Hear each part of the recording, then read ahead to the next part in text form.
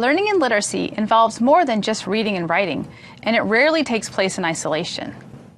Windows provides multiple ways to accommodate the widest variety of students and their needs.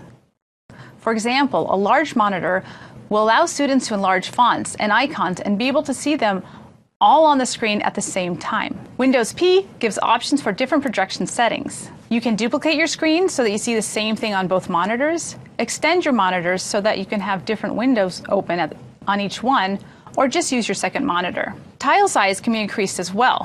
When I click on the Windows icon, to change the tile size, I just right-click on the tile and click the option for resize. I can make it small, medium, wide, or large. This feature can assist in finding regularly used tiles quickly. One of the most important computing tools for students and teachers alike is a web browser that is fast and easy to use.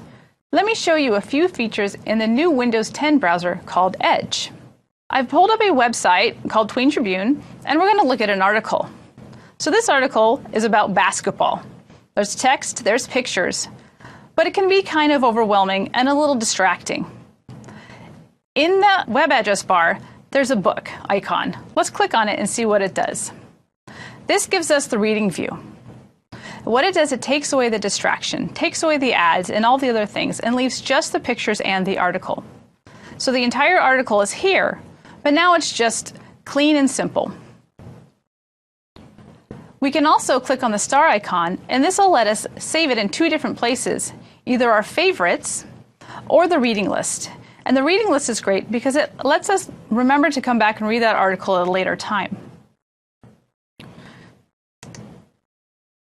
Now let's look at the Make a Web Note. This feature adds a toolbar where we can take notes and annotate on the screen about our article. So I'm going to start with this blue icon that looks like a pen. What this does, and you can have different colors of options of colors, you can circle and make notes on your screen. So I'm going to circle some important information. There's a name that I want to look up, so I'm going to circle that, make a note that says, look up later, to remind me to look at this later. And then next to that on the toolbar is a yellow highlighter. So this allows me to highlight right on the screen all the important information that I'm going to need to know for my research project. But if I've highlighted something or written something that I don't like, I can use the eraser. I look at my handwriting and say, I'm not going to be able to read that later. So with this eraser, I can clear all the ink or just erase a spot, and then I can do that again. So I can actually read what I'm writing. I'll just say, look up. But you don't have to have a stylus to make this work. This little text box allows you to just click on your screen and type a note. I'm just going to write, this is important. And it'll remind me to look at this later. And next to that, we have this little clip. You can actually do a web clip of part of this article. Then when I'm done, I have options as well.